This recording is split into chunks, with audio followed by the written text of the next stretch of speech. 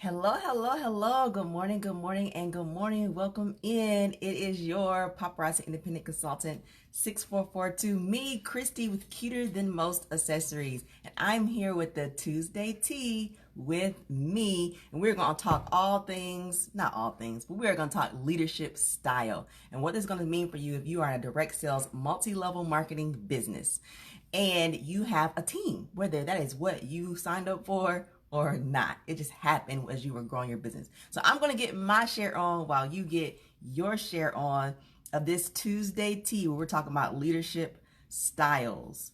Now, I will say I'm not going to go into depth about specific leadership styles. I will leave that up to you. You can go and take a leadership style quiz and find out what your leadership style is. I won't go into too much in depth about my leadership style, but I will talk about or go a little bit more into the Tuesday tea we did already. Please go back and catch the previous Tuesday tea in my events where I talked about knowing you. You have to be confident in who you are, especially as you grow a team or as you grow. So I'm going to get my share on. I have to share with my team. And I need to share over to my personal page for my friends and family who like to catch out my Tuesday tea with me. Good morning. Hello. Welcome in. Welcome in. So I did talk briefly because my laptop is, doing what laptops do sometimes, its own thing. Let's see if I can get it to do what I want it to do. So happy to see you guys this Tuesday morning. Let's see, I think I can, nope, I can't do it on here. Business page is definitely different from your personal page. Hello, laptop, wake up.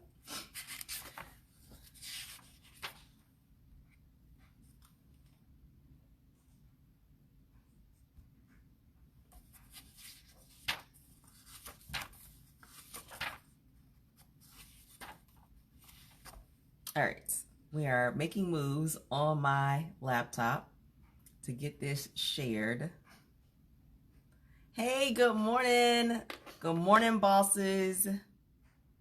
Welcome in. So leadership style starts with you. So I talked about previously how you need to know who you are. Knowing who you are allows you to stay, because as you grow as a business owner and as you grow in direct sales and you have a team, either your sales grow a lot and so you have a lot more customers, or your team grows and you have a lot more people who are depending on you for your leadership. Now, a lot of times in direct sales and multi-level marketing, like myself, I got into this business wanting to make an extra $1,000 a month, and now I'm a six-figure earner. Well, in my previous job, was in a leadership position. I was an assistant principal. Before I was an assistant principal of an elementary school, I was a academic coach, so I was responsible for coaching teachers on their weaknesses to help turn them into strengths so that it rolled over to better results for students, making quicker and faster growth, which sort of ties into business, right? All about helping people with their weaknesses and using their strengths to build upon what they already have in place so that they can increase their numbers. Because in school, it's increasing the numbers of your students' progress or their academic progress. And in our business, it's increasing our sales or increasing the productivity of our teammates, helping them reach their goals. Well, one thing I've learned over the years, comment below if you've had a boss whom you loved. So throw down below and say, I had a boss I loved. Who I know I've had a couple of bosses that I love. I remember when I came back to, I see the hearts, thank you for the love.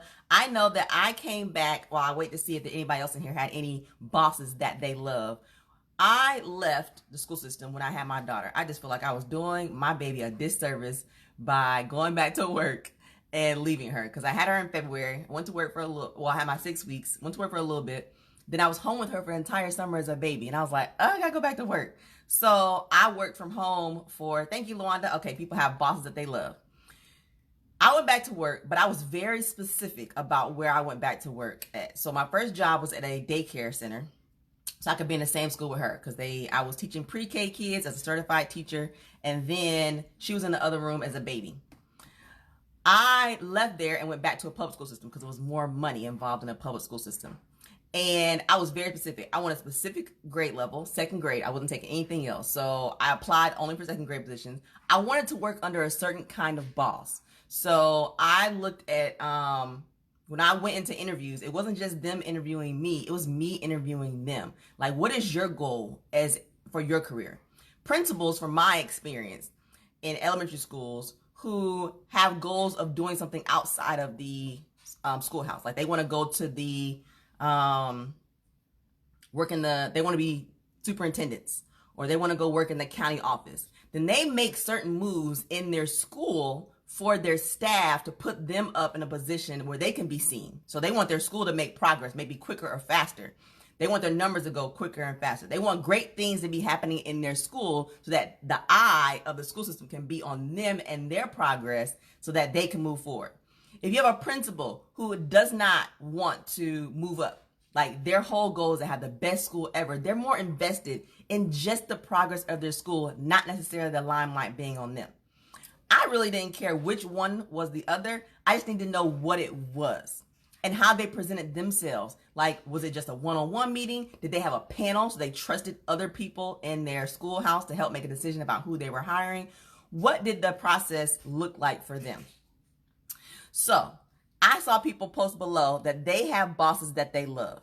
Well, what did you love about your bosses? Now, I've had bosses who I've loved, but other people in my building did not love them.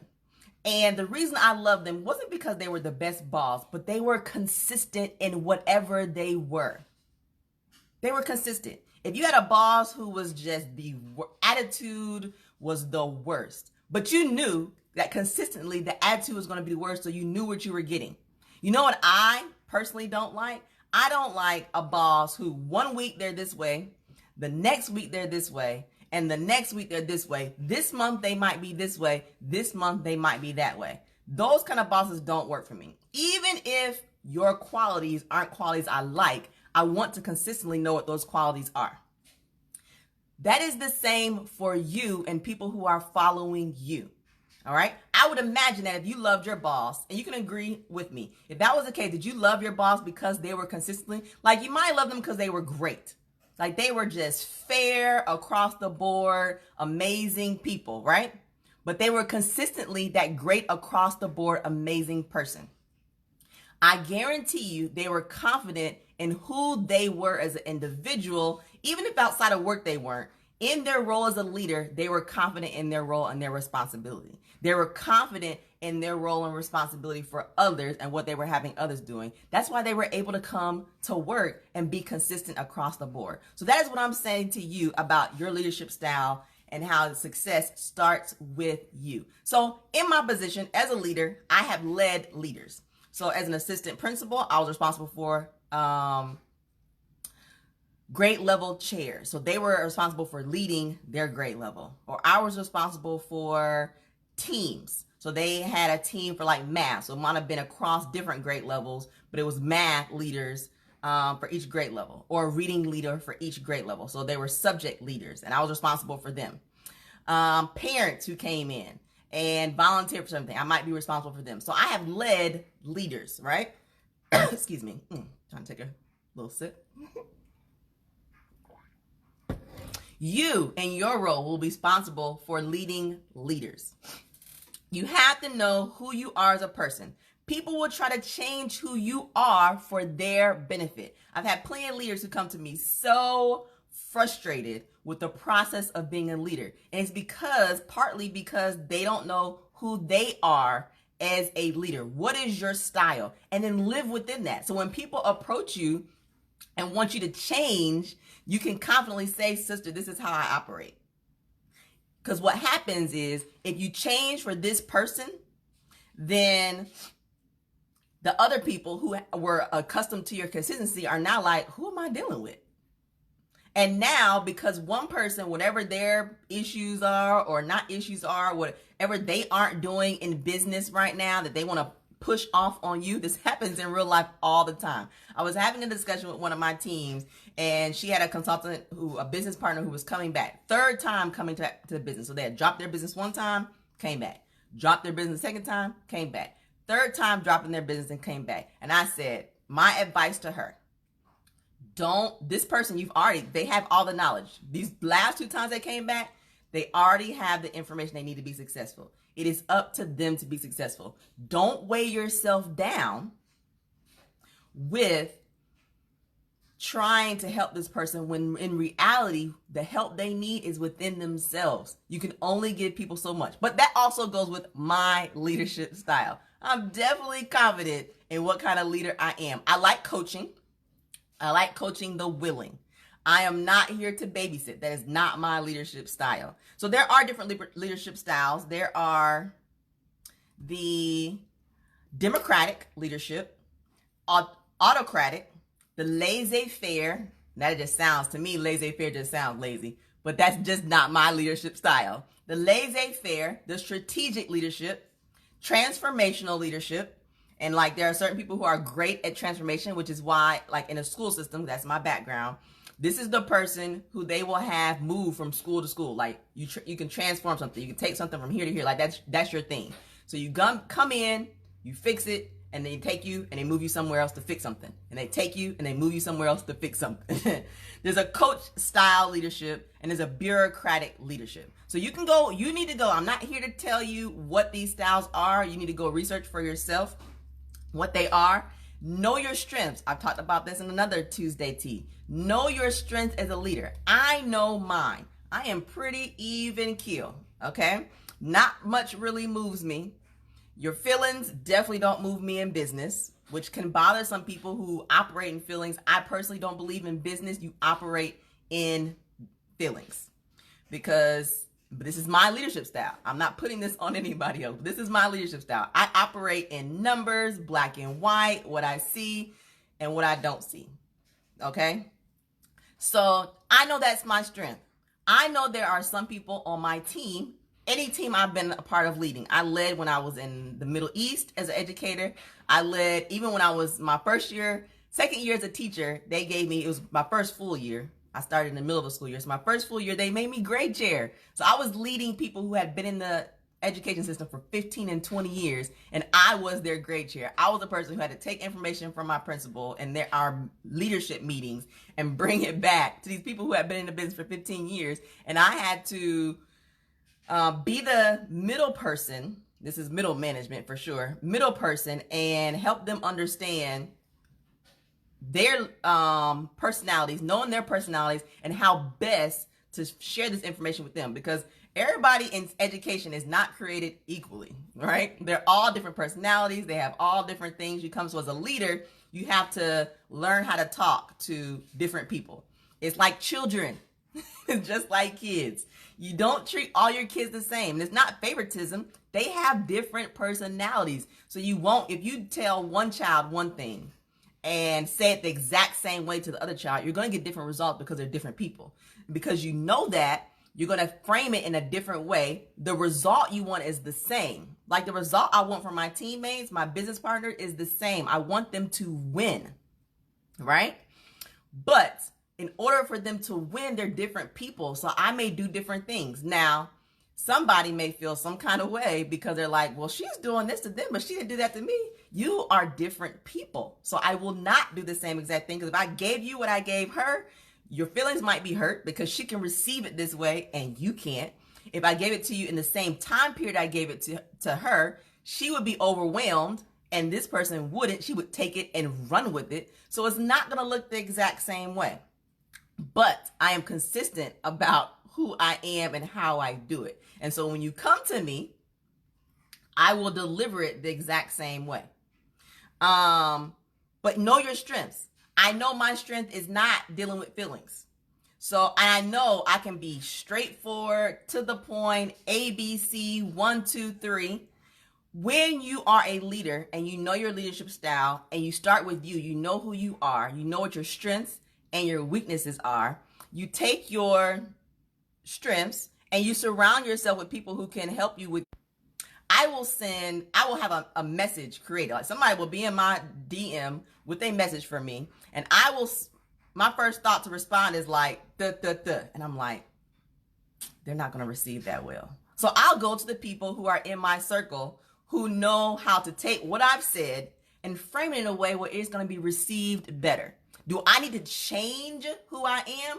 I could try, but for 30 something years, that is the way that I've operated. Like Athena is saying here, that is the way that she operates, right? She operates in a straight to the point way, but that won't be received by everybody. And because my heart of hearts, I want people to win. I don't want you to not win because my delivery doesn't match the way in which you need it delivered. So I have learned over time that I need to, as a leader, surround myself with people who have strengths that are my weaknesses. You know, that's great accountability. That is, so I will reach out to like 3 different people and ask them the same thing. Now, one person I know is really like me. So she helps make me feel good about my way of thinking, right? She'd be like, girl, yes, I would. That's exactly how I would put it. And then I'd be like, see, I'm not crazy. All right, I got a little bit of comfort knowing that I'm not crazy, and there's nothing wrong with how I said it, but I know everybody doesn't operate how we do. So I'm going to go to the person who will say, Christy, okay, I see where you're coming with this point. Great point. And I'm not saying you're not wrong, but let's change it this way so it's phrased this way. And as soon as I hear it come out their mouth, I'm like, genius. That is exactly how I need to say it. Now, I wouldn't have thought of that my way. That's not my leadership style. That's not my personality style. That's not naturally who I am. All right. So I can deliver in a way that I know it will be received through help of someone whose leadership style is different and even whose personality style is different. So some people say, why don't I have a team yet? Do people know what they are getting from you? Yes, Athena, a filter. That's exactly. Have some filibusters around. People who will help you filter. Same is true. So the opposite is if you know you are a person who operates in feelings, warm and fuzzies, you want everybody to be happy, but it stresses you out because as a leader, everybody can't be happy. So you need someone in your corner who would provide the opposite of that. See, I need somebody who's going to help me with warm and fuzzies. Like when it comes to my team as an assistant principal, I don't think about outing activities. I'm like, let's look at these numbers. Let's get these kids moving. And then somebody's like, we really haven't gone and done anything as a team together. And I'm like, we sure haven't. What should we do? Because I'm not going to come up with that naturally. Like that's not on the top of my list as far as to go out and have some fun. You know what's fun to me? Us making more money. You know what's fun to me? Your team growing. You know what's fun to me? You being able to do things that you weren't able to do before. That's fun to me. So I'm like, we having fun. What you mean? And they're like, yes, we are having fun because everybody's growing, but we need some time to bond. And I'm like, bond? We just bonded on that Zoom call. Like everybody's ready to go. And they're like, no, not that kind of bond. I'm like, great. All right, tell me what we need to do so I can put that in place for my team. We go out and have a good time. This was the same thing in the school system, same thing in my current business, but I have someone in my team who will say, let's take a break and let's go have some social fun that looks like fun to other people, not the same kind of fun you like to have, Christy. So do people know what they're getting? All right. Some of you want a team so bad. I've had a business partner come to me and say, I'm doing everything I'm supposed to be doing. I'm sharing my product. I'm following up with my customers. I am asking people to join my team. And I say, listen, I've been there. I know for a fact, if anybody checked my record, all right, if my leader came along and said, let me go to your social media and see if you're actually doing this. And they say, oh, yep, check. You're doing your daily method of operation. You have engagement. You're doing all this. And the fact is, I had to work on me. Sometimes we are in the way of being able to have people follow us. Are you follow worthy? Do people know when they follow you what they're going to get? Are they going to get somebody who you're doing this business for 3 months, but they know in 3 more months you're going to be on to something else? So they don't want to join and spend their time and money behind a leader who they can't be confident will be a leader for them in 3 months or 6 months? Do you have a up and down hype where you come in hype after convention and that hype lasts a good 2 months and then once convention is over, you're back down? Who wants to join that? I've been consistent with this business. People who have watched me, I've been consistent with my business for 8 years. 4 of those for sure. I moved abroad, and so time difference didn't allow me to be as consistent in my business, but I still kept my business. I didn't drop it. I didn't say, oh, I'm not doing this anymore. I did as much as I could that was possible while living abroad. People saw that. And so if they never wanted to join anybody else, never wanted to do this business with anybody else, they will decide to do it with me because I offer a level of consistency they can count on. As a leader, as a business owner, as a person. So you have to ask yourself, what is your leadership style? And your leadership style, first you need to know who you are. Because if you take one of these leadership style quizzes, because there's free ones all over. If you take a leadership style quiz and you don't even know, because a leadership style quiz is going to come from you answering questions about who you are and how you handle situations. If you don't know who you are first, then your leadership style results isn't going to come out true. If you're answering questions based on what you want people to think you are, then it's not going to come out true. So you have to know who you are as an individual first. Because I'm me no matter where you take me. I've tried to go places and not be a leader, not take over, not run things. Sit back and just let somebody else do it. It's not in me. I've tried. I moved overseas across the world thinking I was just going to sit back and teach in my classroom. And when I see things not going right, not in order, not a plan, and people are just all over the place, I just can't sit back and let that happen. And it just burns me. It hurts me more to sit back and watch something that I think is about to fall apart or not come out. Now, it doesn't have to be done my way. I totally understand there are different ways to do things. But I do believe that there are processes that have to be followed. So when you're getting married, let's say you're having a wedding. When you're having a wedding, you can design your wedding in any kind of color, style, location you want to. But at the end of the day, there are certain parts that need to be in the wedding. If at the end you want vows to be said. Like, you can't skip the part where you go get the marriage license. Or all this is for naught. You spend all this money on this beautiful process, but you're not married at the end. So I'm not stuck on it has to be done a certain way. That's my leadership style. But I am stuck on there are certain parts of this process you cannot leave out if you want the end result. I'm not stuck on how exactly you have to do a daily method of operation. You have to make it your own. You have to brand it for who you are. But there are parts of the daily method of operation you cannot leave out. That's how I operate. That's me. Okay? So remember, as you walk away today, know who you are. Walk in that confidently, because as you grow as a business owner, as you grow as a leader, people will come along, people who aren't confident in who they are, people who aren't confident in their style of leadership will try to wave you and move you away from who you are. Okay? And you have to be confident in that, who you are and your leadership and how you lead.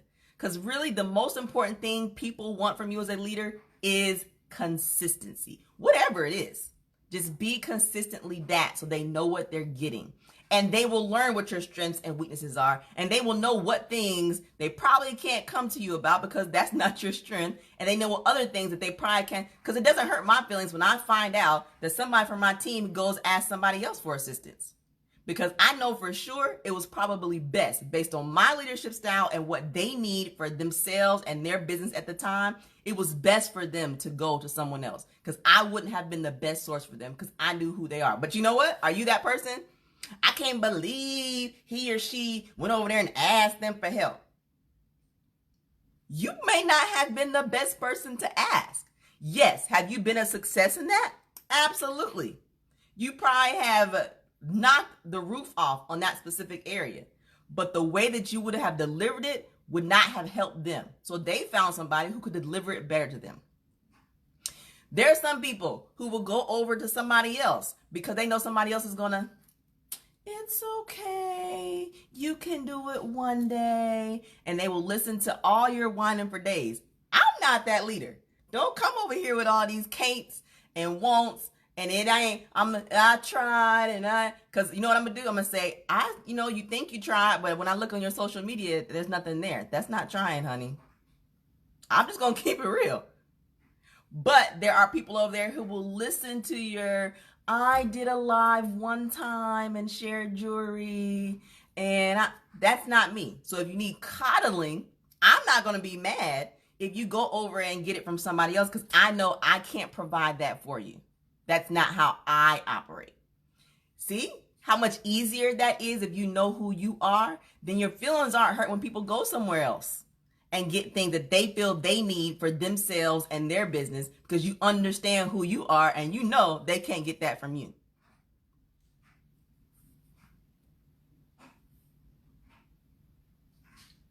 So I hope my whole goal is for you to have walked away listening to this, understanding that at the end of the day, know who you are and walk in that. Walk in those strengths. Use those strengths as a person to grow as a leader and lead your team through that. There are lots of different kind of leadership styles, and you're typically going to be pulled to the one that works best for you. But realize, are they working best for you because they are helping to make you feel better about your weaknesses? Or are they best for you because they're pushing you to be a better person? What are you attracting? And why are you attracting it? Sometimes that mirror on yourself is a hard one to look at. But at the end of the day, it will help you be a better person, a better business owner, and a better leader. So thank you so much for joining me for the Tuesday Tea. And I'll be back next week. I haven't even decided what my Tuesday Tea is going to be next week. It really came to me at midnight, like 2 o'clock in the morning, and I forgot to write it down. So I'm praying, dear Lord, bring it back, because I think it was really good. So I'll be on the lookout for my next event post so you can get a notification on my next Tuesday Tea. And be blessed. Have an amazing Tuesday. The week is just getting started, so you have plenty of time to hit your goals and turn everything around. Bye.